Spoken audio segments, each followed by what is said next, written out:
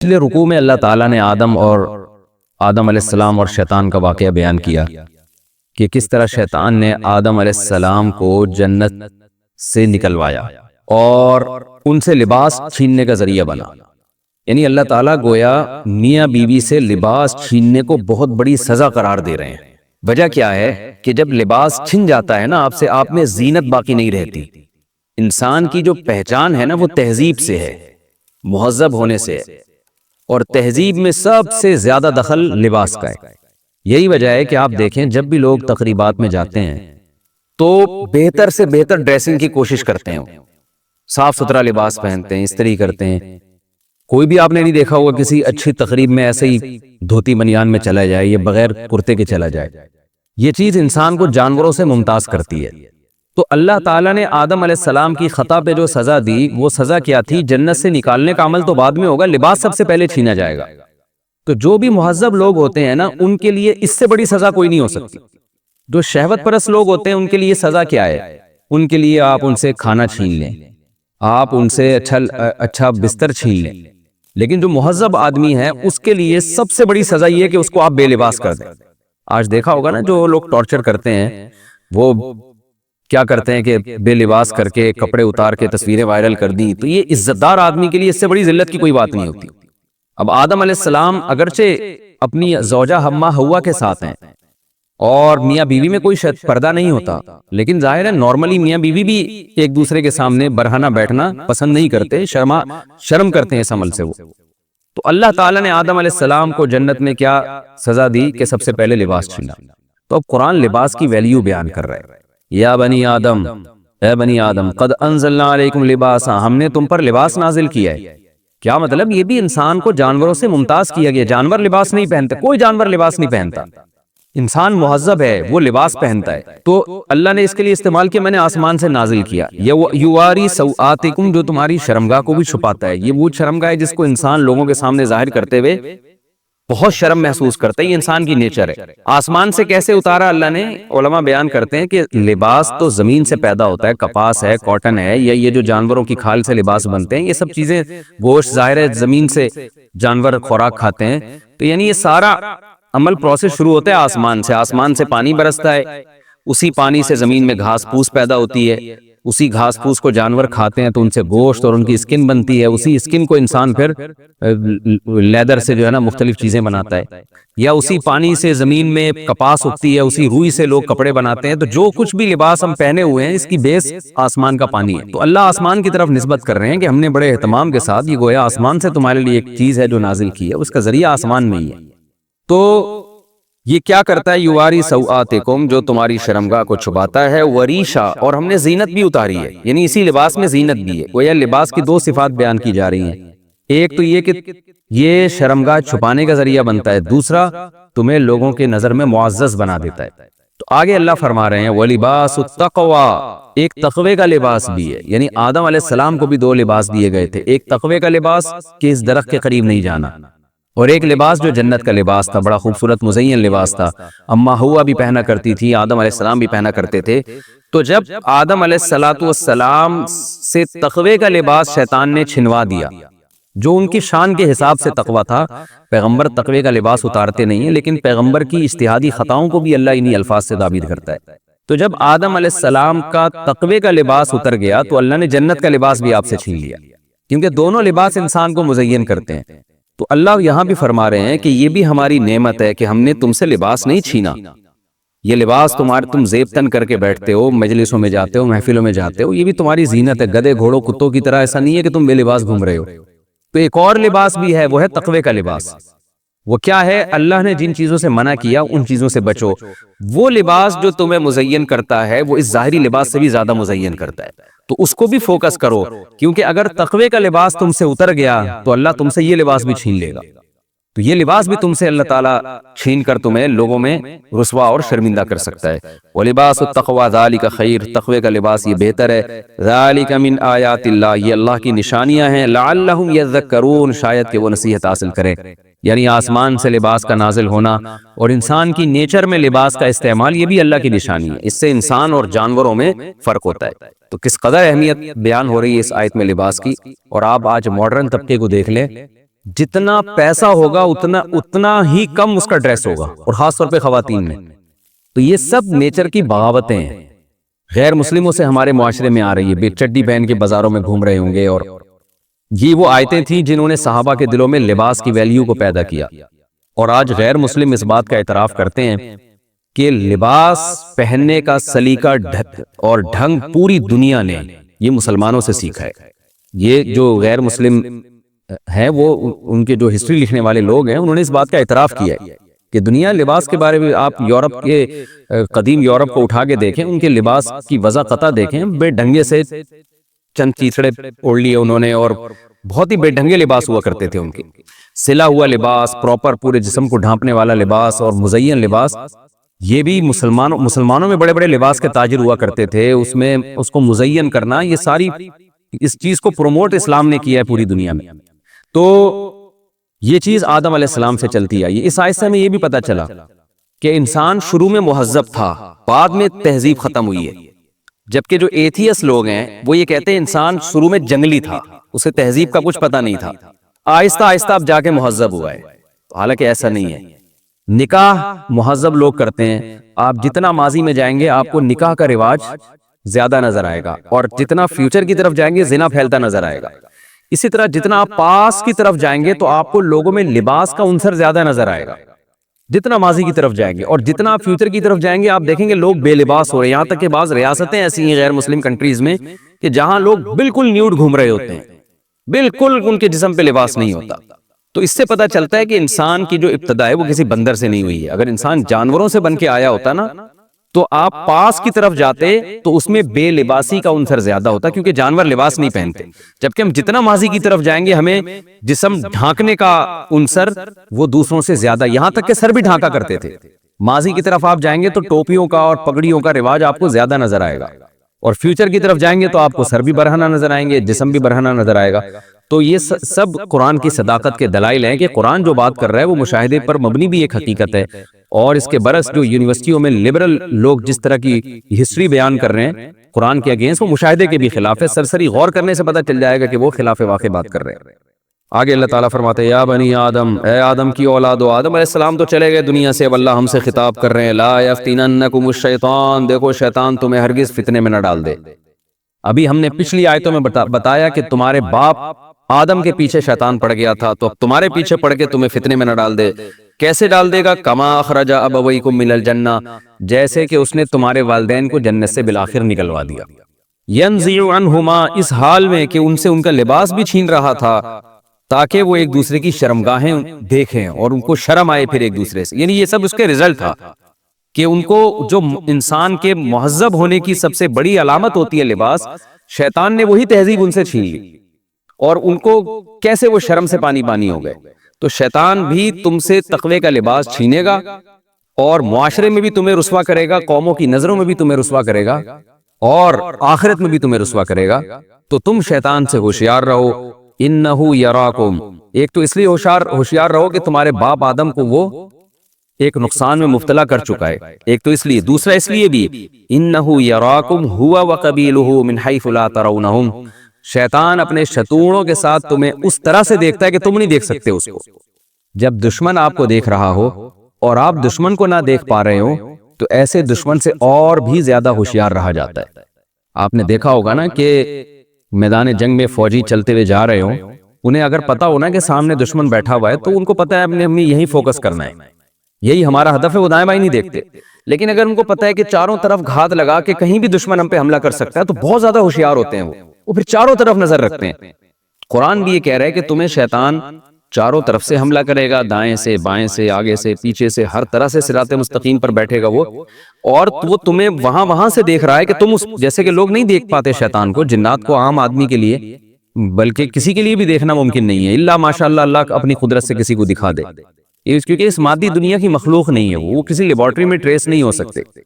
تو اللہ فرماتے ہیں کہ تم اس کو نہیں دیکھ سکتے مگر وہ تمہیں دیکھ سکتا ہے، اس لیے بھی اس سے ہوشیار رہو۔ ہاں انا جعلنا الشیاطین اولیاء، یہ بات ضرور ہے کہ ہم نے شیطان ان لوگوں کا دوست بنایا ہے لا یؤمنون، جو آخرت پر ایمان نہیں رکھتے۔ جب آخرت پر ایمان نہیں ہوتا، جزا و سزا کا احساس نہیں ہوتا، تو ایسے لوگوں پر شیطان کی دسترس زیادہ ہوتی ہے۔ یہاں مفسرین لکھتے ہیں کہ اگر ایمان بالکل بھی نہیں ہے تو پھر شیطان بہت گہرا دوست ہوتا ہے. ایمان کمزور ہے تو شیطان کی دوستی اسی حساب سے کمزور. مسلمان میں ایمان تو ہوتا ہے لیکن کمزور ایمان ہوتا ہے. جیسے جیسے ایمان کمزور ہوگا شیطان اسی قدر آپ پہ مسلط ہوتا چلا جائے گا. تو اس سے صاف پتہ چلتا ہے کہ شیطان کے شر سے بچنے کا طریقہ یہ ہے کہ آخرت کا استحضار کیا جائے. جب آپ کو یہ احساس ہوگا نا کہ میں نے اللہ کے سامنے اس عمل کا جواب دینا ہے, تو یہ جواب دہی کا احساس آپ کو شیطان کی چالوں سے ہوشیار رکھے گا, کیونکہ اللہ کے سامنے کوئی چال چلتی نہیں. مخلوق کو بیوقوف بنانا آسان ہے. وَإِذَا فَعَلُوا فَاحِشَةً فرمائے یہ وہ لوگ ہیں جن پر شیطان مسلط ہوتا ہے کہ جب ان سے کوئی بے حیائی کا کام ہوتا ہے تو کیا کہتے ہیں, وَجَدْنَا عَلَيْهَا آبَاءَنَا, ہم نے اپنے باپ دادا کو اسی طرح پایا, ہمارا کلچر ہے یہ. وَاللَّهُ أَمَرَنَا بِهَا, اور اللہ نے ہمیں اسی کا حکم دیا, یعنی اللہ اسی پر خوش ہے کیونکہ یہ باپ دادا سے چلتا چلا آ رہا ہے.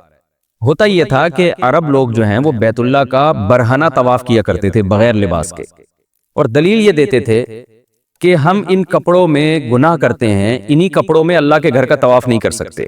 اب یہ بہت بڑی بےہودگی تھی کہ وہ گھر جو انتہائی مقدس ہے, اللہ کا گھر ہے, ابراہیم علیہ السلام نے اس کو بنایا, آپ اس میں برہنہ ننگے ہو کے طواف کر رہے ہیں, یہ تو اس گھر کی بہت بڑی بے ادبی ہے. تو نبی صلی اللہ علیہ وسلم نے جب ان کو یہ بات سمجھائی کہ یہ بے حیائی کے ساتھ طواف نہ کیا کرو, تو انہوں نے دو دلیلیں دی.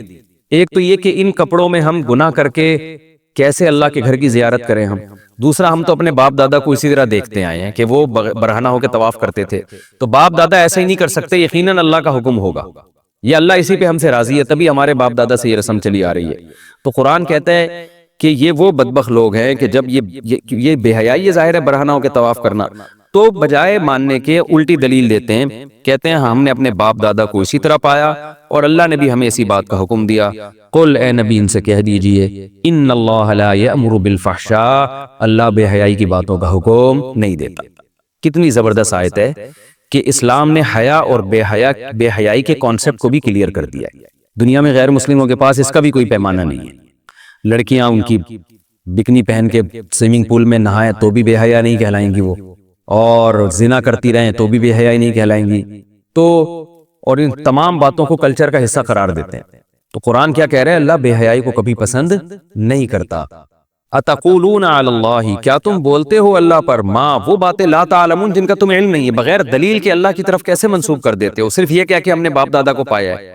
تو باپ دادا کے پانے سے یہ تو نہیں پتہ چلتا کہ تمہارے باپ دادا کو اللہ نے اس کا حکم دیا تھا. قل امر ربی بالقسط, اے نبی آپ ان کو کہہ دیجئے کہ میرا رب جن باتوں کا حکم دیتا ہے وہ یہ ہیں جو میں تمہیں بیان کر رہا ہوں. وہ باتیں کیا ہے؟ بالقسط, ایک انصاف کا حکم دیتا ہے. ہر بات میں انصاف سے کام لو, بات میں اور عمل میں عدل سے کام لو, بولنے سے پہلے بات کو تولو بغیر دلیل کی. انصاف کا مفہوم بہت وسیع ہے. باتوں میں انصاف یہ ہے کہ آدمی غلط بیانی نہ کرے, عمل میں انصاف یہ ہے کہ کسی کے ساتھ ظلم نہ کرے, جس کا جتنا حق بنتا ہے اتنا دے. اللہ کے ساتھ انصاف یہ ہے کہ اس کے ساتھ کسی کو شریک نہ کرے, اس کی عبادت کرے. تو یہ بہت وسیع مفہوم ہے. یعنی اس کا گویا اسلام کا خلاصہ بیان کیا جا رہا ہے کہ ان سے کہہ دیجئے میرا رب انصاف کا حکم دیتا ہے. وَأَقِيمُوا وُجُوهَكُمْ عِنْدَ كُلِّ مَسْجِدٍ, اور اس کا حکم دیتا ہے کہ ہر سجدے کے وقت یعنی ہر عبادت کے وقت اپنے چہروں کو سیدھا رکھو. کس کی طرف؟ واضح ہے اللہ کی طرف. چہرہ رخ بتوں کی طرف نہیں ہوگا, مزاروں کی طرف نہیں ہوگا. سجدے کے وقت تمہارا چہرہ ہوگا اللہ کی طرف. وَدُعُوهُ, اور اسی کو پکارو, مخلصین لہ الدین, عبادت کو اس کے لیے خالص کرتے ہوئے. مشرکین اللہ کو بھی پکارتے ہیں اللہ کے ساتھ, بتوں کو بھی پکارتے ہیں. آج کے مشرکین اللہ کو بھی پکارتے ہیں اللہ کے ساتھ, رسول اللہ کو بھی پکارتے ہیں. تو قرآن کہہ رہا ہے مخلصین لہ الدین, اللہ کو پکارو, اس کے لیے پکار کو خالص کرتے ہوئے, شرک سے بچاتے ہوئے. کسی اور کو پکارنے کی اجازت نہیں ہے. کیوں؟ کما بدأکم, جیسے اس نے تمہیں پہلی بار پیدا کیا ہے, تعودون, تم دوبارہ لوٹ کے اس کی طرف جاؤ گے. تو حساب و کتاب اس کو دینا ہے, وہ شرک کو معاف نہیں کرے گا اور بے حیائی کو وہ پسند نہیں کرتا. فریقاً ہدا, ایک فریق ایسا ہے ہدا جس کو خدا نے ہدایت دے دی ہے. وفریقاً حق علیہم الضلالہ, اور ایک فریق ایسا ہے جس پر گمراہی ثابت ہو چکی ہے, وہ ہدایت کے قابل ہی نہیں ہے. تو یہ دونوں فریق اللہ نے پیدا کیے ہیں, دونوں اللہ کی طرف جائیں گے. اور جس پر گمراہی کی اسٹیمپ لگ چکی ہے, یہ کون سے فریق ہیں؟ انہم اتخذوا الشیاطین اولیاء من دون اللہ, انہوں نے اللہ کو چھوڑ کر شیطانوں کو اپنا دوست بنا لیا. اللہ سے ہدایت نہیں لے رہے جو قرآن کی ہدایت ہے, بلکہ شیطان جو ان کے دلوں میں وسوسے ڈال رہا ہے ان وسوسوں کو فالو کر رہے ہیں. وَيَحْسَبُونَ, اور اس گمان میں مبتلا ہیں, انہم مہتدون, کہ یہ ہدایت یافتہ ہے. یعنی گمراہی در گمراہی ہے کہ ایک گمراہی پر چل کے انسان سمجھتا ہو کہ میں گمراہ ہوں، اور ایک گمراہی پہ چل کے سمجھتا ہو کہ یہ سیدھا راستہ ہے، یہ بڑی گمراہی ہے۔ آگے جو مشرکین مکہ مسجد جاتے تھے، یعنی مسجد حرام، اور برہنہ طواف کرتے تھے، تو اللہ اہل اسلام کو اس سے منع کر رہے ہیں اور کہہ رہے ہیں یا بنی آدم خذوا زینتکم عند کل مسجد۔ تو وہ جو برہنہ طواف کیا کرتے تھے، تو اب قرآن صحابہ کو منع کر رہا ہے کہ تم جب مسجد جاؤ تو زینت اختیار کیا کرو۔ یہاں زینت سے مراد ہے لباس۔ پچھلی آیتوں میں اللہ نے کہا نا کہ ہم نے لباس اور زینت نازل کی، اس کو کہتے ہیں عطف تفسیری۔ تفسیر کا مطلب یہ ہوتا ہے کہ اسی کو اور زیادہ واضح کر دیا کہ لباس سے، وہ لباس کیا ہے، وہ زینت ہے اصل میں تمہاری۔ تو اللہ فرماتے ہیں اے بنی آدم خذوا زینتکم عند کل مسجد، ہر مسجد کے وقت زینت اختیار کیا کرو۔ وکلوا واشربوا، اور کھاؤ اور پیو۔ یہاں کیا مطلب؟ کھانے پینے کو حلال سمجھو۔ عیسائی راہبوں نے جو اپنے اوپر پابندیاں لگائی ہوئی ہیں کہ دنیا سے بے رغبتی اور کھانا پینا نہیں ہے، اور کچھ مشرکین نے کھانے پینے کی چیزوں کو حرام کیا، بھائی یہ مت کیا کرو۔ کلوا واشربوا، کھاؤ اور پیو، یہ دنیا کی نعمتیں تمہارے لیے ہیں۔ کھاؤ پیو کا مطلب یہ ہے کہ کھانے پینے کو حلال سمجھو۔ کوئی مزاجن کم کھاتا ہو یا کھانے کا شوق نہ ہو یا اس کی صحت خراب ہوتی ہے، وہ ایک الگ بات ہے۔ یہ عقیدہ رکھ کے کھانا پینا چھوڑ دینا کہ کھانا پینا چھوڑنے سے خدا خوش ہوگا، یہ عقیدہ غلط ہے۔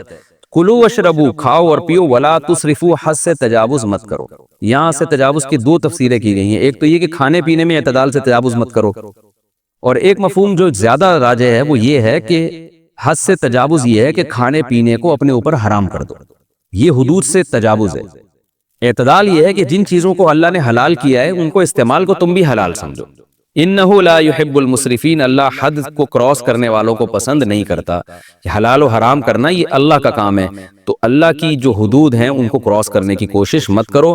تو زینت اختیار کو، یہاں زینت کا مطلب ہے لباس پہن کے مسجد جایا کرو۔ اب دیکھیں یہاں علمی نکتے کی بات یہ ہے کہ فقہا جو قرآن کی آیتوں سے فقہی احکام نکالتے ہیں اور احادیث کو سامنے رکھ کر انہوں نے آیتوں سے استدلال کیا ہے کہ یہاں مسجد سے مراد ہے نماز، یعنی کیونکہ عام طور پہ نماز مسلمان مسجد میں جا کے پڑھتے ہیں، تو مراد یہ ہے کہ نماز کے وقت زینت اختیار کرو۔ اب اصل میں تو مراد یہ ہے کہ لباس پہنو، تو لباس کو زینت سے تعبیر کیا، اس میں حکمت کیا ہے وہ میں بھی بتاتا ہوں۔ پہلی بات تو یہاں یہ ثابت ہوتی ہے، جو فقہا نے مسئلہ بیان کیا ہے، کہ کم سے کم درجے کا لباس مرد کے لیے جو حدیث سے ثابت ہے وہ ہے ناف سے لے کے گھٹنوں تک۔ اس آیت کی روشنی میں وہ فرض ہو گیا ہم پر کہ کم سے کم درجہ ہے لباس کا۔ اگر اس سے بھی کم آپ لباس پہنتے ہیں تو یہ زینت کیا، یہ تو ایک یعنی اپنے آپ کو رسوا کرنے والی بات ہے۔ اس سے بھی کم آپ لباس اگر پہنتے ہیں تو یہ جو چڈی بنیان اور نیکر کا جو ہمارے نوجوانوں میں رجحان آ رہا ہے، فٹ بال کھیلتے ہوئے نیکر پہنتے ہیں، یہ قرآن کی ان نصوص کی دھجیاں اڑانے والی بات ہے۔ قرآن چونکہ نماز کے وقت کا تذکرہ کر رہا ہے، اس لیے کہ نماز اس وقت تک درست نہیں ہوگی جب تک آپ پراپر لباس نہیں پہنتے، لیکن احادیث میں ہمیں پتہ چلتا ہے کہ نماز کے علاوہ بھی مسلمان کے لیے بے لباس ہونا حرام ہے۔ تبھی احادیث سے یہ بات ثابت ہے، بہت واضح احادیث ہیں کہ مرد کے لیے جو ستر ہے، ستر کہتے ہیں وہ حصہ جس کا ہر حال میں چھپانا آپ پر ضروری ہے، کسی کے سامنے آپ ظاہر نہیں کر سکتے سوائے اپنی زوجہ کے۔ وہ ستر کا حصہ کیا ہے؟ مرد کے لیے ہے ناف سے لے کے گھٹنے، اس پر صحیح حدیث ہیں، چاروں ائمہ کا اتفاق ہے اس پر، ناف سے لے کے گھٹنے تک۔ اور عورت کا ستر ہے، وہ عورت کا ستر عورت سے جو ہے وہ اس میں پیٹ بھی داخل ہے، کمر بھی داخل ہے، اور گھٹنے تک اس کا پورا جسم داخل ہے۔ اور غیر محرم مرد سے عورت کا جو ستر ہے وہ ہے چہرہ اور ہاتھ کی ہتھیلیوں کے علاوہ پورا جسم۔ تو غیر محرم مرد کے لیے ستر الگ ہے اور عورت کا عورت کے لیے ستر الگ ہے۔ تو عورت کا عورت کے لیے ستر میں کمر داخل ہے، پیٹ داخل ہے، گھٹنوں تک کا پورا جسم داخل ہے، باقی حصہ ستر میں داخل نہیں ہے۔ لیکن عورت کا جو مرد سے جو نامحرم مرد ہے اس سے جو ستر ہے، اس ستر میں عورت کی پوری باڈی داخل ہے سوائے چہرے اور ہتھیلیوں کے۔ ہاں چہرے کا پردہ فرض ہے کسی اور وجہ سے، وہ فتنے کی وجہ سے فرض ہے چہرے کا پردہ، لیکن ستر میں داخل نہیں۔ ستر کا مطلب کیا ہوتا ہے؟ وہ جسم کا وہ پارٹ جو بہرحال آپ کے لیے چھپانا فرض ہے، اور اس کو ظاہر کر کے نماز ہی نہیں ہوگی آپ کی، اس کا تعلق فتنے پہ نہیں ہے۔ اور حجاب کہتے ہیں وہ باڈی کا وہ پارٹ چھپانا جس کا تعلق فتنے سے ہے، کہ اگر عورت اس پارٹ کو کھولے گی تو فتنے کا اندیشہ ہے، وہ ہے چہرہ۔ تو چہرہ ستر میں داخل نہیں ہے، اسی وجہ سے عورت نماز میں اگر چہرہ کھول کے نماز پڑھتی ہے، ہاتھ کلائیاں کھول لیتی ہے تو نماز اس کی ہو جاتی ہے، چونکہ یہ ستر میں داخل نہیں ہے۔ لیکن اگر عورت سر کھول کے نماز پڑھ لے گی یا اپنی گردن کھول کے نماز پڑھ لے گی یا پنڈلیاں کھول لے گی تو پھر نماز نہیں ہوگی۔ تو قرآن نے حکم دیا بنی آدم کو کہ لباس پہنو نماز کے وقت، تو لباس کا کم سے کم درجہ کیا ہو گیا؟ نماز کے وقت، نماز سے باہر بھی ہو گیا، نماز کے وقت بھی ہو گیا۔ نماز کے وقت کا مطلب ہے کہ نماز میں تو اگر آپ یہ اتنا حصہ کھولیں گے تو نماز ہی نہیں ہوگی۔ تو مرد کے لیے ناف سے گھٹنے اور عورت کے لیے پوری باڈی اور سوائے چہرہ اور ہتھیلیوں کے۔ تو یہ نماز کے وقت اللہ نے یہاں عورت کو بھی حکم دیا، بنی آدم میں عورت بھی داخل ہوتی ہے، صرف مرد ہی نہیں ہوتا۔ ایک بات تو یہ ہو گئی۔ البتہ اس میں اختلاف ہے مرد کے سطر میں۔ امام شافعی رحمہ اللہ تعالیٰ کہتے ہیں جو حدیث میں آتا ہے ناف سے گھٹنوں تک مرد کا سطر ہے، تو اس میں ناف داخل ہے، گھٹنے داخل نہیں۔ لیکن امام ابو حنیفہ کے نزدیک ناف داخل نہیں ہے، گھٹنے داخل ہے، اور حدیث کا مفہوم دونوں کو نکلتا ہے۔ تو احتیاط اسی میں ہے کہ ناف بھی چھپائی جائے اور گھٹنے بھی چھپائے جائیں، تاکہ دونوں اماموں کے قول پر عمل ہو جائے۔ تو یہ حدیث بھی، یہ قرآن کی آیت بھی مسلمانوں پر لباس کو واجب کر رہی ہے۔ اچھا، یہاں یہ بات تو ہو گئی کہ لباس کا کم سے کم درجہ یہ ہے، لیکن قرآن نے جو زینت کا لفظ استعمال کیا، اس سے ہمیں پتہ چلتا ہے کہ قرآن صرف اتنے لباس کی قناعت کی ترغیب نہیں دے رہا، قرآن لباس میں زینت کے پہلو کو نمایاں کر رہا ہے۔ اس میں اشارہ دے رہا ہے کہ بھئی جو فقہا نے یا حدیث میں جو تفصیل ہے نا کہ ناف سے گھٹنے چھپانا ضروری ہے، یہ تو صرف ایک آخری درجے کے طور پر، لیکن لباس میں اصل یہ ہے کہ ایسا ہونا چاہیے کہ آپ دیکھنے میں لوگوں کو مزین نظر آئیں آپ، اور مزین لباس وہی ہوتا ہے جو پراپر ڈریس ہو۔ یہی وجہ ہے کہ حضرات فقہا بیان کرتے ہیں کہ وہ ڈریس جسے پہن کے آپ عام محفل میں جاتے ہوئے شرماتے ہو، اسے پہن کے اگر آپ نماز پڑھو گے تو فرض تو ادا ہو جائے گا، کیونکہ آپ نے بقدر ضرورت سطر تو ڈھانک لیا، لیکن نماز آپ کی مکروہ ہوگی، ناپسندیدہ نماز ہوگی، اس کا ثواب کم ہو جائے گا، کیونکہ قرآن اس کے لیے زینت کا لفظ استعمال کر رہا ہے۔ تو نماز میں پراپر زینت ہونی چاہیے، پراپر ڈریسنگ ہونی چاہیے، وہ ڈریسنگ جو آپ ایک عام محفل میں جاتے ہوئے جس میں آپ شرم محسوس نہیں کرتے۔ ہاں، کوئی خاتون اتنی لبرل ہیں کہ وہ عام محفل میں اسکرٹ پہن کے جاتی ہیں تو یہ ان کا اپنا ہیڈ ایک ہے، وہ فطرت سے ہٹی ہوئی ہے۔ تو ایک نارمل سلیم الطبع انسان کو، چاہے مرد ہو یا عورت، وہ پراپر ڈریس کے بغیر کسی محفل میں جاتے ہوئے حیا اور شرم محسوس کرتا ہے۔ تو یہ بھی وہ آیت ہے جس نے مسلمانوں میں لباس کی صنعت کو فروغ دیا، اور مسلمان جب بھی عبادت گاہ میں جایا کرتے تھے پراپر ڈریس کے ساتھ۔ پھر احادیث میں اس میں اور زیادہ ترغیب ہے کہ خوشبو لگا کے جاؤ۔ نبی صلی اللہ علیہ وسلم جن نمازوں میں اجتماع زیادہ ہوتا تھا اس میں آپ صلی اللہ علیہ وسلم نے غسل کا بھی حکم دیا، کہ صرف لباس نہیں بلکہ، یعنی یوں سمجھے کہ یہ قرآن کی اسی آیت کو نبی صلی اللہ علیہ وسلم ڈیفائن کر رہے ہیں، کہ آپ صلی اللہ علیہ وسلم نے صحابہ کو حکم دیا کہ جب مسجد میں آیا کرو تو خوشبو لگا کے آیا کرو، اور صاف ستھرا لباس ہونا چاہیے، پراپر لباس ہونا چاہیے۔ تو یہی وجہ ہے کہ آج بھی الحمدللہ لوگ حرم میں جاتے ہیں، خوشبوئیں لگاتے ہیں، پراپر ڈریس پہنتے ہیں، اور مسجد میں جاتے ہوئے بھی احرام کی پابندی ہے، ایک وقتی پابندی ہے، اس کی الگ حکمتیں ہیں، لیکن نارملی اللہ نے حکم دیا ہے کہ مسجد میں پراپر ڈریس میں جانا چاہیے۔ تو اس لیے مسلمان کو اس کا اہتمام کرنا چاہیے کہ جب وہ نماز کے لیے جائے تو باقاعدہ خوشبو کا استعمال کرے، مسواک کا استعمال کرے، صاف ستھرا لباس پہنے۔ ہم نے بڑے بڑے بزرگوں کو دیکھا ہے کہ وہ عام تقریب میں جاتے ہوئے اتنے تیار نہیں ہوتے، لیکن جب نماز کے لیے جاتے ہیں تو بہت بہترین طریقے سے تیار ہو کے نماز پڑھنے کے لیے جاتے ہیں۔ اس کا یہ بھی ایک رسم ہے جو ہمارے معاشرے میں ختم ہوتی جا رہی ہے۔ جمعے کے دن لوگوں نے نہانا چھوڑ دیا ہے، کیونکہ جمعے کا دن اب چھٹی کا دن نہیں ہے۔ ہمیں یاد ہے بچپن میں مائیں اپنے بچوں کو جمعے کے دن لازمی نہلا دھلا کے تیار کیا کرتی تھی کہ مسجد جائیں گے۔ اب وہ بھی ختم ہوتا جا رہا ہے، بچے اسکول سے آتے ہیں ایسے ہی آ کے پڑھ جاتے ہیں، نماز پڑھنے جاتے ہیں بھی تو ایسے ہی چلے جاتے ہیں۔ تو گھر میں بچیوں کو، بچوں کو، میں اس کا بڑا اہتمام کرتا ہوں اپنے گھر میں نے یہ قانون بنایا ہوا ہے کہ بھئی جمعے کے دن گھر میں چھوٹے بڑے بچے سب نہا دھو کے تیار ہوں گے، کیونکہ مسلمانوں کا ایک شعار ہے یہ۔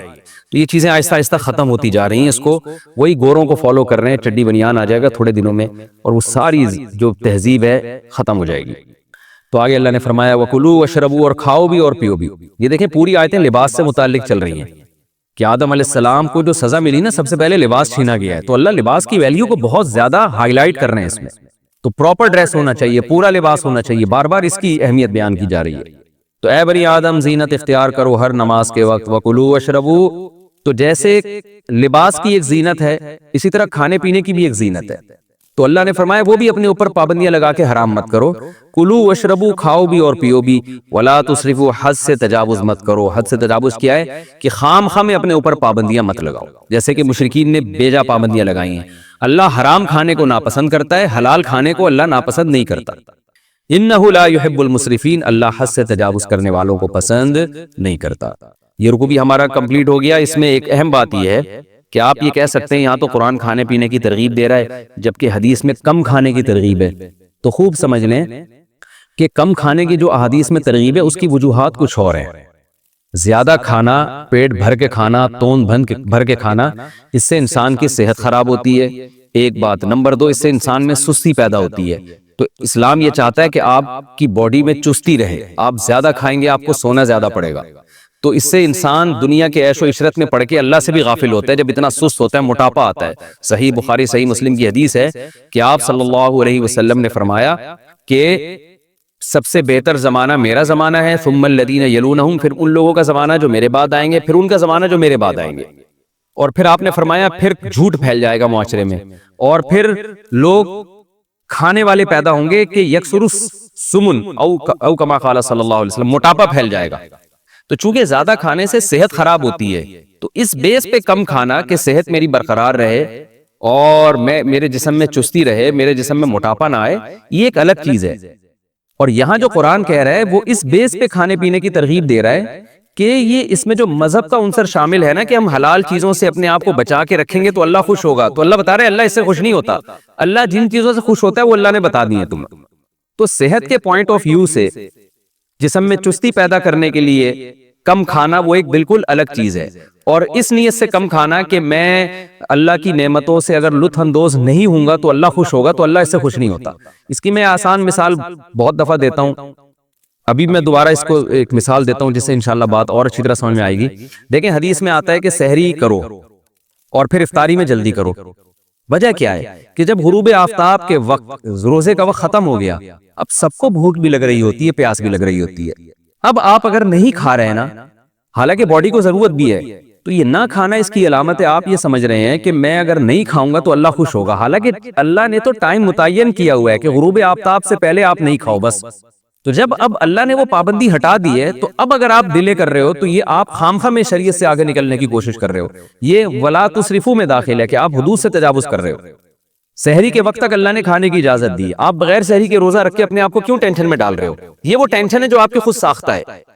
تو یہ مفہوم ہے آیت کا کہ آپ اپنے آپ کو زیادہ یعنی اوور بن کے نا، زیادہ اوور ہو کے آپ اپنے اوپر خامخواہ کی پابندیاں نہ لگائیں۔ تو جو چیزیں حلال ہیں کھاؤ پیو، اللہ کی نعمتوں سے لطف اندوز ہو، اور زینت بھی اختیار کرو جو لباس کی صورت میں ہے۔ اللہ تعالیٰ نے انسان کو مہذب بنایا ہے، زینت والا بنایا ہے۔ ہم نے دیکھا ہے علماء کو اپنی ڈریسنگ کا بڑا خیال کیا کرتے تھے۔ آپ کہہ سکتے ہیں کہ اسلام میں تو سادگی ہے، دیکھیں سادگی اور زینت جمع ہو سکتی ہے۔ ایک زینت کا وہ درجہ ہے جس کو آج ہم یعنی جو کہہ سکتے ہیں نا، جو بہت زیادہ کڑائی اور اس میں لوگ نوجوان طبقہ لگا ہوا ہوتا ہے، میک اپ کر رہے ہیں، بیوٹی پارلر سے تیار ہو کے آ رہے ہیں، یہ وہ زینت نہیں ہے جس کا قرآن حکم دے رہا ہے۔ زینت کا مطلب یہ ہے کہ انسان معاشرے میں برا نہ لگے، دیکھنے میں مہذب انسان لگے وہ۔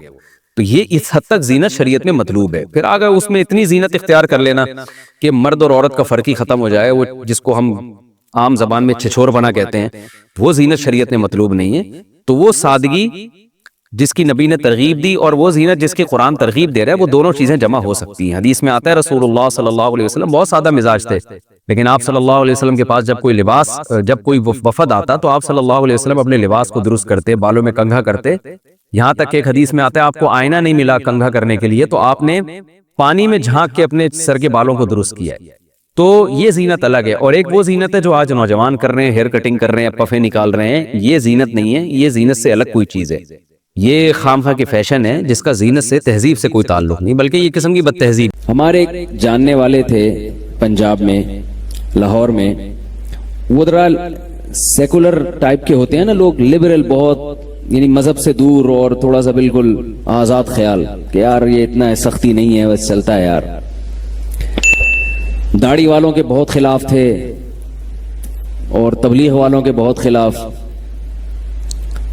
تو وہ کہنے لگے ایک دن کہ یار وہ میں نے ہمارے پڑوس میں ایک واقعہ دیکھا ہے، پنجاب کی بات کر رہے تھے کہ وہاں ایک صاحب ہیں جو صبح آفس میں ہوتے ہیں تو ان کی وائف کے کسی سے غلط تعلقات ہیں، تو وہ صاحب روزانہ گھر میں بھی آتے ہیں اور لوگ دیکھ بھی رہے ہیں۔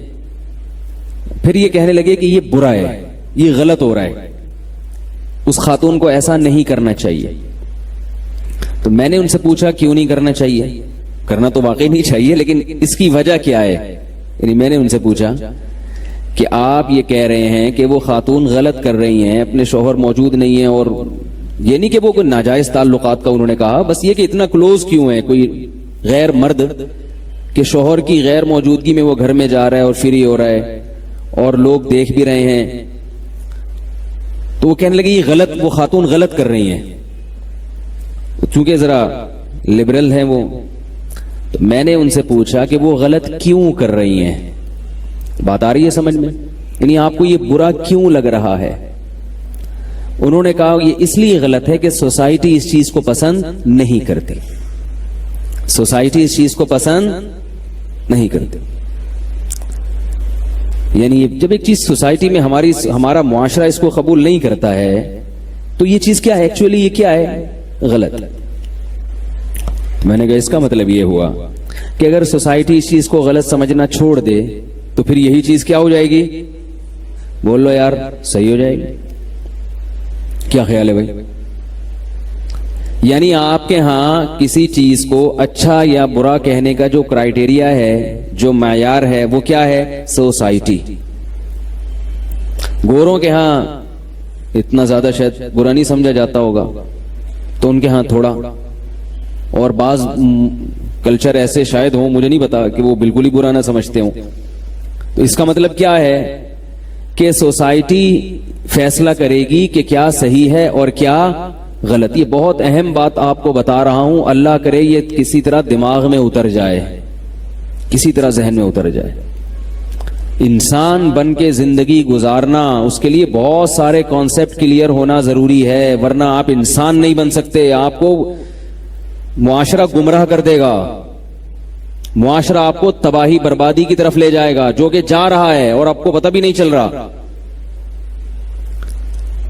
تو میں نے ان سے یہ کہا، کیونکہ وہ اسلام کا تو نام نہیں لیتے نا، اگر وہ کہتے چونکہ قرآن و سنت کی روح سے یہ غلط ہے.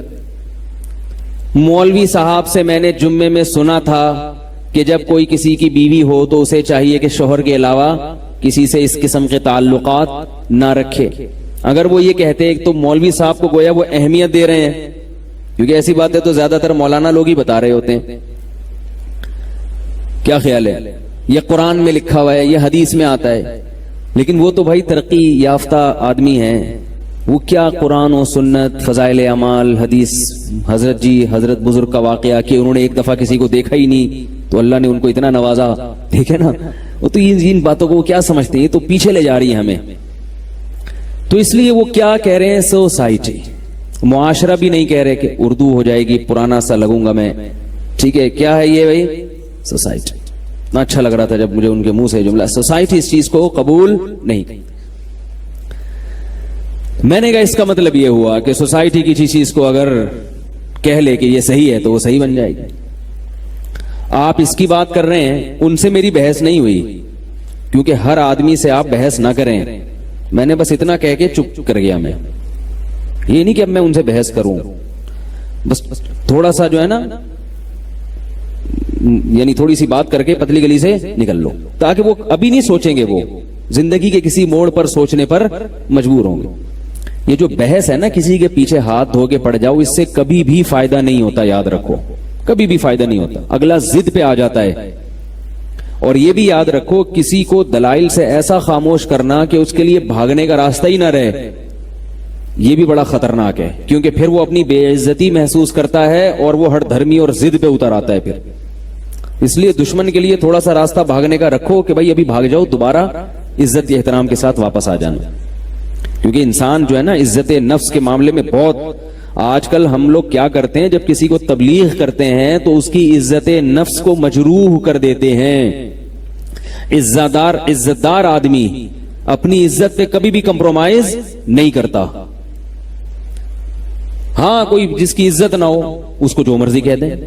جیسے ایک آدمی نے کہا، اپنے دوست سے کہہ رہا تھا کہ شکر ہے محلے میں میری عزت نہیں ہے. اس نے کہا کیوں بھائی؟ کہنا ورنہ آج بڑی بے عزتی ہو جاتی میری. کیا کہہ رہا ہے کہ شکر ہے اس محلے میں میری عزت نہیں ہے. کیوں بھائی؟ اس پہ شکر کی کیا بات؟ کہہ رہا ورنہ آج میری بہت بے عزتی ہو جاتی. یعنی وہ اس پہ شکر ادا کر رہے کہ پہلے سے اگر اس نے کام ایسا کیا تھا، کام اس بندے سے ایسا ہو گیا تھا کہ وہ محلے میں پکڑا گیا کوئی برا کام کرتے ہوئے، تو کوئی بے عزتی نہیں ہوئی، اس لیے کہ بندہ ہی کوئی عزت تھی نہیں اس کی. تو وہ کیا کہہ رہا ہے کہ اللہ کا بہت بہت فضل ہو گیا کہ اس محلے میں میری عزت پہلے ہی صحیح نہیں ہے، ورنہ آج بہت زیادہ بے عزتی ہو جاتی ہے۔ ٹھیک ٹھیک، ایسا بھی ہوتا ہے، ایسا بھی ہوتا ہے بڑے شہروں میں۔ تو عزت جب ہوگی تو بے عزتی کا ڈر بھی ہوتا ہے، عزت ہی نہ ہو جو مرضی ہو پھر کیا ہوتا ہے؟ پھر کہتا ہے یار ہماری کون سا عزت ہے۔ جیسے بھکاری لوگ ہر وقت مانگتے رہیں گے، ہر وقت مانگتے رہیں گے، تو کہتے ہیں زبان گھس تھوڑی جائے گی یار، نہیں دے گا نا پھر کسی سے مانگ لیں گے، یہ نہیں دے گا تو پھر تیسرے سے مانگ لیں گے۔ عزت دار آدمی مانگنے سے پہلے 100 دفعہ سوچتا ہے یار کیسے بغیر مانگے کام چلاؤ، پھر مانگے گا تو بیچارہ اندر اندر گھٹے گا۔ عزت بہت بڑی چیز ہے، بات سے بات نکلتی ہے، ایک ہوتی ہے عزت اور ایک ہے حب جاہ، دونوں میں فرق ہے۔ عزت تو انسان کی فطرت ہے، عزت دار لوگوں کو عزت چاہیے۔ حب جاہ کا مطلب تکبر، یہ الگ چیز ہے، ان دونوں میں فرق ہے۔ تکبر کا مطلب یہ ہوتا ہے بعض لوگ ہر چیز میں اپنی ٹانگ اونچی رکھنے کی کوشش کرتے ہیں، دوسرے کو نیچا کرتے ہیں، یہ تکبر ہے، یہ چیز اللہ کو پسند نہیں ہے۔ اسی طرح اپنے بڑے کے سامنے بڑا بننے کی کوشش کرنا، یہ بھی تکبر ہے۔ جیسے شیطان کو اللہ نے حکم دیا، یا موضوع نہ چینج ہو جائے، ذرا سنبھال کے رکھیں کیا بات چل رہی تھی۔ شیطان کو اللہ نے حکم دیا کہ آدم کو سجدہ کرو، شیطان نے کیا کہا کہ آدم چھوٹا میں بڑا، ٹھیک ہے نا؟ تو عام حالات میں اگر آدم علیہ السلام خود شیطان کو کہتے نا کہ مجھے سجدہ کرو، پھر شیطان کہتا میں کہ تم بعد میں آؤ، میں سینئر ہوں، تو اس کی کوئی لاجک نکل سکتی تھی کہ بھئی یہ شیطان کو اپنی انسلٹ محسوس ہو رہی ہے۔ جیسے کوئی سینئر ہو، جونیئر آ کے ایک دم سینئر بن جائے تو پہلے سے جو سینئر ہوتا ہے اس کو ایک قسم کی بے عزتی محسوس ہوتی ہے، یہ نیچر ہے، یہ غلط نہیں ہے۔ لیکن شیطان کا عمل یہ عزت کا حصول نہیں تھا، بلکہ یہ تکبر تھا، اس لیے کہ آرڈر دینے والا کون ہے؟ اللہ ہے۔ تو بھئی تو جب اللہ کے حکم کا انکار کر رہا ہے تو یہ اللہ سے بڑے بننے کی کوشش کر رہے ہو آپ، اللہ سے آپ چھوٹے ہی رہو گے چاہے کتنے بڑے بن جاؤ۔ تو آپ اگر دوستوں میں اپنی بے عزتی محسوس کرتے ہیں، دوست نے کوئی غلط بات کہہ دی، آپ کو بے عزتی محسوس ہو رہی ہے جس سے آپ کو غصہ آ رہا ہے، یہ نیچرل ہے، یہ تکبر نہیں ہے۔ باپ نے کوئی ایسی بات کہہ دی، اب آپ باپ کے سامنے سینہ چوڑا کر رہے ہو، یہ عزت نہیں ہے، یہ کیا ہے؟ کبر ہے، تکبر ہے۔ بھائی تم اپنے باپ سے ہی نہیں، وہ تو تمہارا باپ ہے۔ لوگ کہتے ہیں نا جب کسی کو تانا دینا ہوتا ہے کہ وہ اس کو آنے دو، یہاں ہم اس کا بھی باپ ہے، کہتے ہیں نا لوگ، یعنی اس چیز میں ہم اس کا بھی باپ ہے، ہم اس سے 2 ہاتھ آگے ہیں۔ تو والدین کے سامنے اکڑنا، اپنے بڑوں کے سامنے اکڑنا، علماء کے سامنے اکڑنا، بزرگوں کے سامنے اکڑنا، یہ اکڑ، یہ اس کو یہ نہیں کہیں گے عزت کا حصول، بلکہ اس اکڑ کو کیا کہا جاتا ہے؟ تکبر۔ بڑوں کے سامنے چھوٹا بن کے رہو، اپنے جیسوں کے سامنے یا اپنے ماتحتوں کے سامنے جو ہے نا، وہ انسان کو یہ احساس ہوتا ہے اور ہونا بھی چاہیے۔ ہاں کوئی بڑا زیادہ بے عزتی کر دے اور آپ کی حیثیت کو بہت زیادہ گھٹا دے، اس پہ بھی انسان کو افسوس ہوتا ہے۔ اور نبی صلی اللہ علیہ وسلم ان تمام چیزوں کی رعایت کیا کرتے تھے، تبھی تو نبی جیسے اخلاق کسی کے نہیں ہیں۔ آپ صلی اللہ علیہ وسلم عزت دار لوگوں کو بہت عزت دیتے تھے، چاہے وہ کافر ہی کیوں نہ ہو، چاہے وہ کافر کیوں نہ ہو، کیونکہ جب ایک دفعہ کسی کو معاشرے میں عزت ملتی ہے تو وہ کافر بھی اگر ہوگا نا تو وہ اپنی بے عزتی نہیں چاہے گا، کبھی نہیں چاہے گا۔ ابو سفیان سردار تھے، ساری زندگی سرداری میں گزاری، اسلام دشمنی میں گزاری، لیکن جب مکہ فتح ہوا، ابو سفیان مسلمان ہوئے، تو آپ صلی اللہ علیہ وسلم نے ایسا نہیں کیا کہ ان کو پیشانی کے بال سے پکڑ کے گھسیٹا ہو، گھوڑے کے پیچھے باندھ دیا ہو کہ ان کو مدینہ کی گلیوں میں گھسیٹا جائے۔ انہوں نے ساری زندگی اسلام دشمنی میں گزاری، ساری زندگی یہ کیا، ساری زندگی یہ کیا، نہ بھائی سردار آدمی ہیں تو اب اسلام قبول کیا ہے تو ان کو ایسا پروٹوکول دیا جو دوسروں کو نہیں دیا۔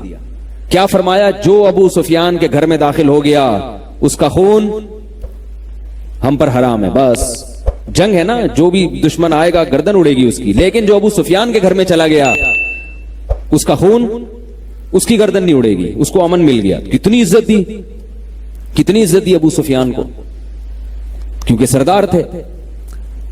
حضرت خالد ابن ولید رضی اللہ تعالی عنہ، انہوں نے غزوہ احد میں مسلمانوں کا بہت زیادہ نقصان کیا تھا۔ 70 آدمی جو شہید ہوئے ہیں صحابہ میں، 70 بڑے بڑے صحابہ، اس میں سب سے بڑا کردار کس کا تھا؟ خالد ابن ولید رضی اللہ تعالی. انہوں نے پلٹ کے حملہ کیا تھا نا غزوہ احد میں, کتنا نقصان پہنچایا. پھر صلح حدیبیہ میں جو لڑنے کے لیے آئے وہ خالد ابن ولید آئے, لیکن جب صلح ہو گئی تو خالد ابن ولید تلوار کی نوک سے اسلام نہیں قبول کر رہے تھے. عزت دار آدمی تھے نا, اس میں ذلت محسوس کرتے تھے, بھائی میں شکست کھا کے اسلام قبول کروں, یہ کیسے ہو سکتا ہے. آپ صلی اللہ علیہ وسلم نے ان کو عزت دی اور ایک قاصد بھیجا اور کہا کہ خالد ابن ولید سے جا کے کہو کہ تمہارے جیسا سمجھدار آدمی, ذہین آدمی ابھی تک کافر ہے, یہ ہماری سمجھ میں نہیں آتا. بڑی تعجب کی بات ہے, اتنا ذہین آدمی, اتنا ہوشیار آدمی, اور ابھی تک اس کی سمجھ میں اسلام نہیں آ رہا. اور پھر یہ بھی فرمایا کہ تم اگر اسلام قبول کرو گے تمہیں یہاں عزت ملے گی. اب ہم جیسے سطحی ذہن کے لوگ ہوتے اس وقت, ہم کہتے ہیں ہاں یہ تو اسلام قبول کیا جا رہا ہے عزت کے لیے, لالچ دے دے کے لوگوں کو مسلمان بنایا جا رہا ہے. آج کوئی مولوی اگر ایسا کر دے کہ بھائی فلاں قادیانی کے پاس تحفے بھیج دے, کسی سردار کے پاس یا کسی اور کافر کے پاس, ایک تو وہ قادیانی ہے جس میں لچک ہی نہیں ہے, ایک وہ ہے جو حق کی تلاش میں ہے. تو ایسے آدمی کو ہدیہ دینا, اس کی دعوت کرنا, اس کو عزت دینا تاکہ وہ اسلام کے قریب آ جائے, یہ نہیں کہ اس کو آپ ایسا اس سے بدتمیزی سے بات کریں. وہ میں اکثر واقعہ سناتا ہوں, قادیانی کے پاس قادیانی تھے, وہ بات کرنا چاہتے تھے. چاہنا اس کی علامت ہے کہ وہ یعنی وہ چاہ رہے ہیں کہ ہمیں سیدھا راستہ ملے. تو ایک گاؤں سے کوئی مناظر چلے گئے, ہمارے استاذ نے واقعہ سنایا. وہ قادیانی کے بیٹے لے کر آئے کہ آپ ہم سے بھی بات کریں, ہمارے والد سے بھی بات کریں, اگر کچھ بات ہوئی تو ہم لے آئیں گے, اسلام قبول کر لیں گے. تو ہمارے استاذ کہہ رہے ہیں کہ وہ جو مناظر گیا نا, اس نے وہاں جا کے بات کیسے شروع کی. انہوں نے کہا سب سے پہلے تو میں یہ ثابت کروں گا کہ مرزا غلام احمد کی شکل بالکل ایسے کتے جیسی تھی جیسے تمہارے ابا کی شکل ہے. یہ اسٹائل ہے اسلام کی تبلیغ. یعنی ان کا خیال یہ تھا کہ چونکہ یہ قادیانی ہیں, دائرہ اسلام سے خارج ہیں, تو ان کی پہلے ہم شکل پہ بات کریں گے کہ یہ کس سے ملتی جلتی ہے. تو جب بیٹوں کے سامنے باپ کو آپ کہو گے معاذ اللہ اس طرح سے کتوں جیسی شکل, تو وہ آگے بات چلے گی؟ بات ہی نہیں چلے گی آگے. تو جو اسلام دشمن ہیں, جو چاہتے ہی نہیں, ان کا معاملہ الگ ہے, اور جو تحقیق کرنا چاہتے ہیں ان کا معاملہ الگ ہے. لوگ سوال پوچھتے ہیں غیر مسلم کے ساتھ کیسا سلوک کرنا چاہیے. رسول اللہ صلی اللہ علیہ وسلم نے غیر مسلموں کے ساتھ بہت اچھا سلوک کیا ہے. قرآن نے جو کہا ہے نا کہ ان پر شدت کرو, وہ میدان جنگ میں لڑنے والا ہے. جنگ کے اصول کچھ اور ہیں, امن کے اصول کچھ اور ہیں. میدان جنگ میں تو ظاہر ہے لڑائی ہوگی نا, اس میں تو بہادری دکھائی جائے گی, اس میں تو للکارا جائے گا. اس میں اگر آپ تھینک یو اور جزاک اللہ سے بات شروع کر دیں, وہ تو کہے گا یہ تو بزدل ہے. جنگ کے میدان میں تو سینہ اکڑا جاتا ہے اور کہا کوئی ہے کسی میں دم ہے تو آئے. اس میں تو جو ہے نا وہ حملے کیے جاتے ہیں اور بم پھینکے جاتے ہیں اور میزائل پھینکے جاتے ہیں. تو جنگ کے اصول کچھ اور ہیں. تو وہ جو بعض لوگ جو جنگ کی باتیں ہیں وہ کہاں فٹ کر دیتے ہیں؟ امن کے حالات. امن میں ایسا نہیں ہے. رسول اللہ صلی اللہ علیہ وسلم دوسرے ملکوں کے بادشاہوں کے ساتھ آپ صلی اللہ علیہ وسلم کا کیا سلوک تھا. صحابہ کرام ہدایہ بھی بھیجا کرتے تھے, اور خاص طور پہ غیر مسلم سرداروں کو آپ صلی اللہ علیہ وسلم نے الگ سے تحفے دیے ہیں, کیونکہ سردار آدمی اپنی عزت چاہتا ہے. یہ میں اتنی لمبی تقریریں کیوں کر رہا ہوں؟ یہ سمجھانے کے لیے کہ عزت دوسرے کو بھی دینی چاہیے اور اپنی بھی عزت کی حفاظت کرنی چاہیے. اپنی بھی عزت کی حفاظت, ایسا کام نہیں کرنا چاہیے جس سے آپ کی عزت کا جنازہ نکل جائے. ہر ایک کو فری کرا لیتے ہیں, وہ چرسی ہیروئن چی وہ آپ کے سر پہ مسلط ہو گیا پھر. تو ایسا نہیں. حضرت حکیم الامہ مولانا اشرف علی تھانوی رحمہ اللہ نے لکھا ہے کہ ہر ایک کو فری مت کرایا کرو. یہ انہوں نے لکھا ہے. فرمایا کہ اس کو فری کراؤ جس میں حوصلہ ہو, برداشت ہو, ورنہ وہ حوصلہ نہیں ہوگا نا, تو جب آپ اس سے فری ہوگے تو وہ پتہ ہے کیا سمجھے گا؟ وہ یہ سمجھے گا کہ یہ عزت کے لائق ہی نہیں ہے, اس لیے مجھ سے فری ہو رہا ہے.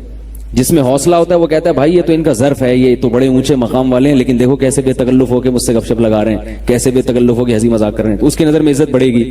اور جس کے اندر خود حوصلہ نہیں ہے اس کی نظر میں عزت. اب گھر میں ہم نے دیکھا ہے جو باپ اپنے بچوں کے ساتھ فری رہتا ہے, بچے اس باپ کا احترام ہی نہیں کرتے.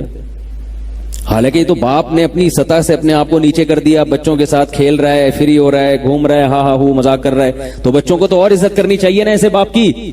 کیا خیال ہے بھائی کہ ابا ہمارے ابا ہو کے بھی ہم سے ایسے بچوں کی طرح رہتے ہیں, لیکن نتیجہ اکثر ہوتا کیا ہے, بچے ابا کو ابا سمجھنا چھوڑ دیتے ہیں, ٹھیک ہے نا, احترام ہی ختم کر دیتے ہیں, مانتے ہی نہیں. تو یہ بہت کم اولاد ہوتی ہے جس میں یہ ظرف ہو کہ ابا اچھے اخلاق کے ہیں, کھیل رہے ہیں, تو وہ ابا کو ابا سمجھے. اس زمانے میں ابا کو ابا سمجھنا بڑا مشکل کام ہے. میں کہتا ہوں جو اولاد اپنے باپ کو باپ سمجھ لینا وہ جنت میں جائے گی. میری ذاتی رائے یہ ہے, جو اپنے باپ کو باپ سمجھ لینا, اس باپ کو گھر میں احترام دے دے, اس کا حکم مان لے, کیونکہ باپ کے جتنے احسانات ہیں اس کائنات میں اللہ رسول کے علاوہ اتنے احسانات کسی کے نہیں ہوتے. اور میرے پاس جو ایسے باپ آتے ہیں نا کہ میرا بچہ نالائق, میں کہہ رہا ہوں کان سے پکڑ کے باہر نکال دو اس کو. 4 دن جب سڑک پہ روڈ پہ گزارے گا, نہ گیس کا بل ادا کر سکتا ہے, نہ بجلی کا بل ادا کر سکتا ہے, نہ معاشرے میں عزت ہوگی, نہ کوئی رشتہ دینے کے لیے تیار ہوگا. لوگ کہیں گے ابا کہاں ہیں, ابا سے تو میرے تعلقات ہی صحیح نہیں ہیں, تو رشتہ دے گا کوئی؟ کہیں گے یار تمہارے تو اپنے ابا سے نہیں ہے, تم بیوی سے کہاں سے تعلقات صحیح رکھو گے؟ یہی ہوگا نا. تو ایسی اولاد کا میں تو فوراً کہتا ہوں کان سے پکڑ کے باہر نکال دو. 3 دن جب گلی محلے میں دھکے کھائے گا سیٹ ہو کے واپس آ جائے گا. لیکن باپ کا یہ بھی ظرف ہے کہ اتنا کچھ ہونے کے باوجود بھی وہ باہر نہیں نکالتا, کہتا کہاں جائے گا بیچارہ, یہ باپ ہوتا ہے.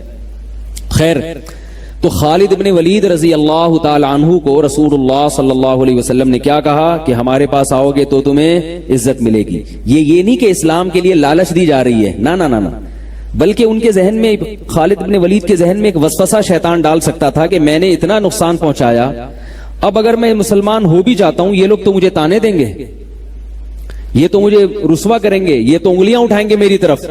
اور خالد ابن ولید نے ساری زندگی عزت دیکھی ہے, اپنی قوم میں سردار تھے نا, کبھی ذلت نہیں دیکھی. تو لوگ انگلیاں اٹھائیں گے, لوگ کیا کہیں گے, ذلیل نہ کر دیں. تو اس کا جواب دیا جا رہا ہے کہ ایسا نہیں ہوگا جیسا تم سمجھ رہے ہو, عزت ملے گی, عزت. فوراً اسلام قبول کیا. جو گھٹیا لوگ ہوتے ہیں نا ان کو سیدھے راستے پہ لانے کے لیے چپیٹ لگانے پڑتے ہیں, ٹھیک ہے نا, ٹھڈے مارنے پڑتے ہیں, تمیز انسان بن جا. اور جو عزت دار ہوتا ہے اس کو تھوڑا سا غیرت کا تانا دینا پڑتا ہے, یار تم جیسے شریف آدمی, تم تو اتنے سمجھدار ہو یار, کیسے یہ کام کر رہے ہو. ایک نوجوان نے مجھے اپنا واقعہ بتایا. وہ کہتا ہے کہ میں نے بچپن میں کسی کی بچی کو چھیڑ دیا, کسی لڑکی کو چھیڑ دیا جا کے. کہہ رہا میں کالج کا دور تھا, عمر بھی میری ایسی تھی, تو میں نے چھیڑ دیا جا کے. کہہ رہا وہ میرے گلے پڑ گئی. اس نے جا کے اپنی امی کو بتایا, اور اس کی امی نے آ کے میری امی کو بتایا کہ آپ کا بیٹا اتنا گھٹیا. اس زمانے میں یہ بہت برا سمجھا جاتا تھا, پرانے زمانے کی بات ہے, بچپن کا وہ واقعہ بتا رہے تھے. کہہ رہے ہیں وہ میری والدہ کو آ کے بتایا کہ آپ کے بیٹے نے اتنی گندی حرکت کی ہے کہ میری بیٹی کو چھیڑا ہے. کہہ رہے میں کھڑا ہوا ہوں اور میں شرم بھی آ رہی ہے, میری اماں کو شکایت لگا دی. کہہ رہے مجھے اس سے اتنی شرم نہیں آئی. میں نے کہا امی 2 تھپڑ لگائیں گی اور ابا کو شکایت لگائیں گی, وہ 2-3 ڈنڈے لگا دیں گے. میں نے کہا یہی ہوگا نا. کہہ رہے لیکن ہوا کیا, میری والدہ نے کہا کہ کچھ بھی ہو میرا بیٹا سب کچھ کر سکتا ہے, میرا بیٹا کسی کی بچی کو اس طرح سے چھیڑ نہیں سکتا, اس کی اپنی بہنیں بھی ہیں, اتنا گھٹیا سوچ کا حامل نہیں ہے میرا بیٹا. اب وہ لڑکا کہہ رہا ہے یار میں شرم سے زمین میں گڑ گیا کہ میری ماں کے میرے بارے میں کیا جذبات ہیں اور میں کتنوں کو چھیڑ کے بیٹھا ہوں. کہہ رہے میں کتنوں کو چھیڑ کے بیٹھا ہوا ہوں اور میری ماں کے میرے بارے میں یہ جذبات. کہہ رہے بار بار میری ماں کہہ رہی ہیں اس خاتون کا نام لے کے, وہ جو بھی بہن ہوں گی پڑوسی ہوں گی, کیونکہ پڑوسیوں کو ہی چھیڑا جاتا ہے نا, مجھے نہیں پتا کہ پڑوسی ہوں گی. تو وہ کہہ رہی ہیں اپنی اس پڑوسن کا نام لے کے کہ بہن تم جو کچھ بھی کہہ دو, میرے بچے پہ الزام لگا لو, اس نے فلاں کو مار دیا, اس نے فلاں سے اسکول سے چھٹی کر لی, یا یوں کر لیا, یہ کر لیا, لیکن میرا بیٹا کسی کی بیٹی کو, بہو بیٹی کو چھیڑ نہیں سکتا, کیونکہ ہم عزت دار گھرانے کے لوگ ہیں اور عزت دار گھرانے والے ایسے کام نہیں کرتے. اب وہ کہہ رہا ہے یار ہمیں تو, مجھے اب پتہ چلا ہم اتنے عزت دار گھرانے کے لوگ ہیں, مجھے تو پتہ ہی نہیں تھا. کہہ رہا ہے میں اس جملے سے نا والدہ کے شرم سے زمین میں گڑا جا رہا ہوں اور دل میں توبہ کر رہا ہوں, اے اللہ آئندہ یہ میری والدہ کو ایسی کمپلین بولو بھائی نہیں ہوگی, بس اس دفعہ جو چھپا لے, میرے جرم کو چھپا لے, پردہ ڈال دے, آئندہ نہیں ہوگا, آئندہ میں ایسا نہیں کروں گا کہ میری ماں جو میرے بارے میں یہ جذبات. تو دیکھو اس لڑکے میں تھوڑا سا وہ عزت کا تھا نا. اگر وہ لڑکا عزت دار خاندان کا نہیں ہوتا پھر پتہ کیا کہتا ہے, یار اماں کو تو پتہ ہی نہیں, اب مزید 15-20 کو چھیڑ لو, میری اماں تو یقین کریں گی نہیں. کیا خیال ہے یار, کیا ہو گیا آپ کے سمجھ میں کیوں نہیں آ رہا؟ وہ یہ سوچے گا نا کہ بھائی میری اماں تو میرے بارے میں یقین ہی نہیں کر رہی, تو وہ تو اسی کو ڈانٹ کے بھیج رہی ہیں, یہ تو اتنا اچھا نظریہ ہے, تو اب تو شکایتیں وہ تو اور 2-4 کو چھیڑ لو, کوئی مسئلہ ہی نہیں. تو یہ فرق ہوتا ہے کہ جو نالائق ہوتا ہے نا, جو عزت دار نہیں ہوتا, اس کی چترول لگانے پڑتے ہیں, اس کو ڈنڈے لگانے پڑتے ہیں, اس کو ٹھڈے مارنے پڑتے ہیں, پھر جا کے وہ تھوڑا سیٹ ہوتا ہے. اور جو عزت دار ہوتا ہے اس کے لیے ایک تانا بہت بڑا ہوتا ہے. فقہاء نے لکھا ہے تعزیر کے اصول میں, تعزیر ہوتی ہے نا, تعزیر سزا, ایک تو ہے حدود, زانی کی کو 100 کوڑے لگیں گے, وہ تو قرآن نے بیان کیے, اس میں تو کوئی فرق نہیں ہے, سب کے ساتھ ایک جیسا سلوک ہوگا, عزت دار ہو یا کم درجے کا آدمی ہو. وہ سزا جو قرآن نے بیان کر دی وہ سب پہ لگے گی. رجم سب پہ, ہاتھ کاٹنا سب پہ, حد قذف سب پہ, شراب کی سزا 80 کوڑے سب پہ, اس میں کوئی شریعت میں فرق نہیں. لیکن کچھ سزائیں ایسی ہیں جو قاضی اور جج کی ثوابدید پر ہوتی ہیں.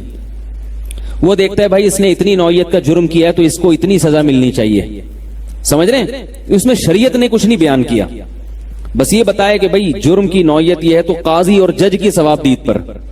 تو اس میں فقہا بیان کرتے ہیں کہ اس میں عین ممکن ہے ایک جرم پہ قاضی کسی کو 20 کوڑوں کی سزا دے, اور یہ بھی ممکن ہے کہ وہی جرم کسی دوسرے سے ہو تو اسے صرف برا بلا کہہ دے. انہوں نے فرمایا اس لیے کہ بعض لوگ ایسے ہوتے ہیں کہ وہ جج کے منہ سے اپنے خلاف سننا ان کے لیے 20 کوڑوں سے بھی زیادہ بھاری ہوتے ہیں. وہ تو فقہاء نے لکھے کہ جو عزت دار آدمی ہوگا نا, جج اس کو برا بلا کہہ کے عدالت میں سب کے سامنے کہہ دے کہ تم نے غلط کیا ہے, یہ بھی اس کے لیے بہت بڑی سزا. اس کو 20 کوڑے ماریں گے, ظلم ہو جائے گا اس پر. اور جس کو دوسرا آدمی جس کو جو روزانہ کوڑے کھاتا رہتا ہے, جو معاشرے میں مشہور ہے, بھائی ادھر بیٹھا ہوا ہے, کبھی گٹر کے ڈھکن پہ بیٹھا ہوا ہے, کبھی ماس گٹکے کی پی کے پھینک رہا ہے, دیواریں کالی کر رہا ہے, اس کو 20 کوڑے مار دیے تو وہ کہہ رہا ہے یار یہ تو خارش ہوئی ہے تھوڑی سی ہمیں, صحیح ہے نا, تو کیا ہو گیا, کوڑے کھا کے ہی مضبوط ہوں گے. ایسے بھی لوگ ہوتے ہیں نا, اگلی دفعہ آئیں گے تو 40 کھائیں گے, وہ اس طرح کے. تو اس میں بھی فقہاء نے فرق بیان کیا ہے کہ ایک ہی سزا ایک آدمی کو کم دی جائے گی اور عزت دار آدمی کو, ایک آدمی کو زیادہ دی جائے گی اور عزت دار آدمی کو کم دی جائے گی. میں بار بار کیوں بتا رہا ہوں کہ دیکھو عزت دار لوگوں کی عزت کو مت اچھالا کرو.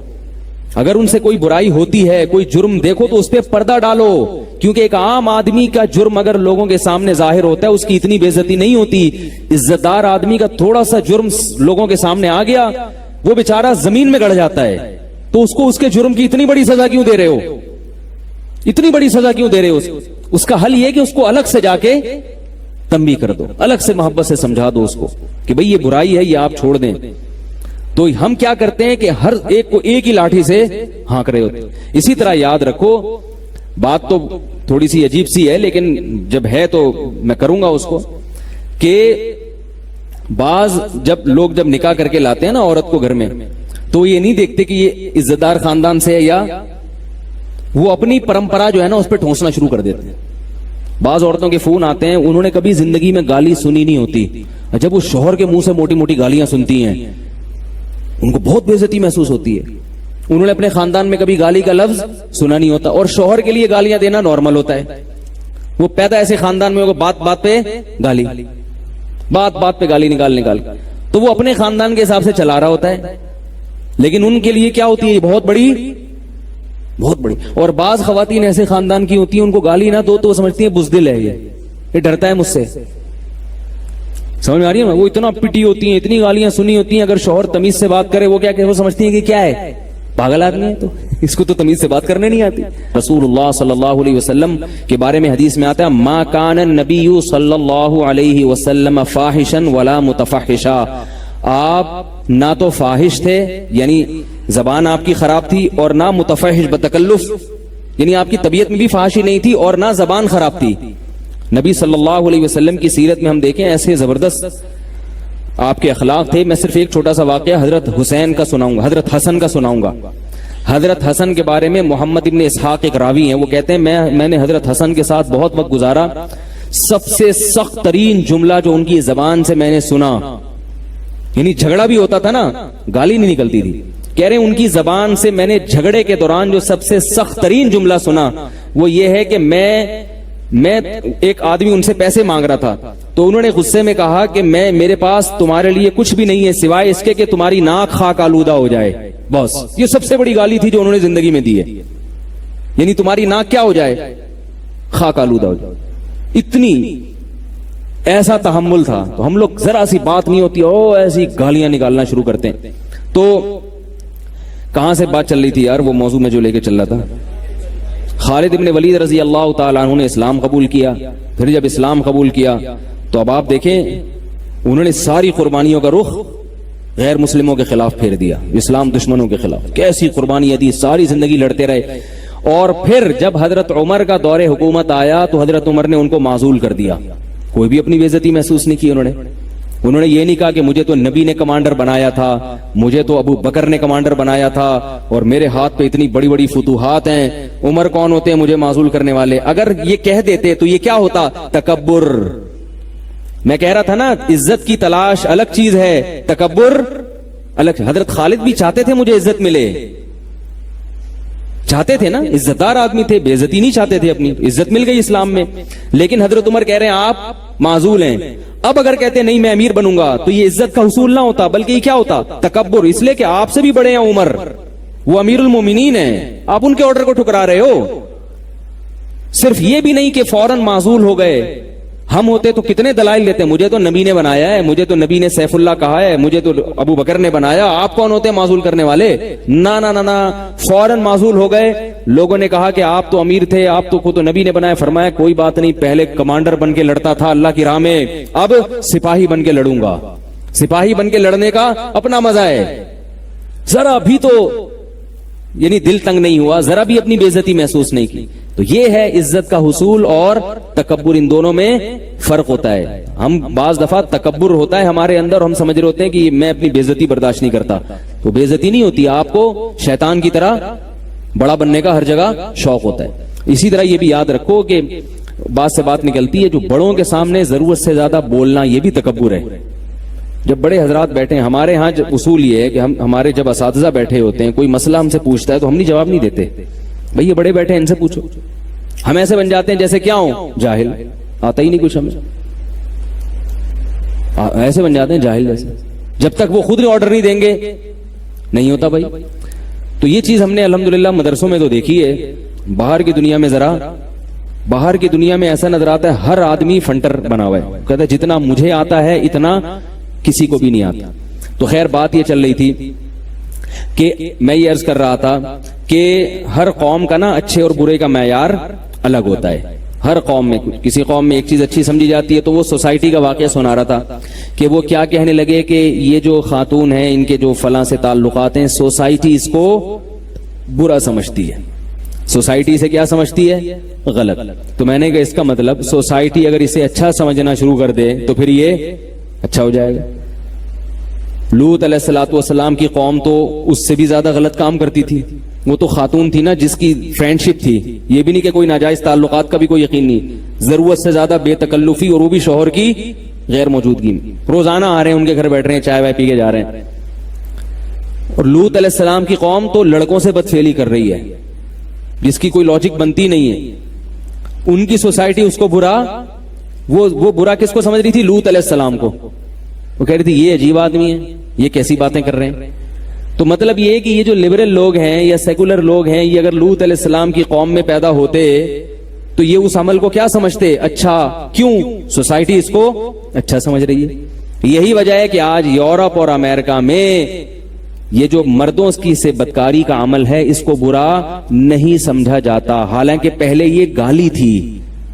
یہی لفظ انگریزوں کی لغت میں، گوروں کی ڈکشنری میں گالی سمجھا جاتا تھا، اور اب یہ گالی نہیں سمجھا جاتا کیونکہ سوسائٹی اس کو برا، بولو بھائی، نہیں سمجھ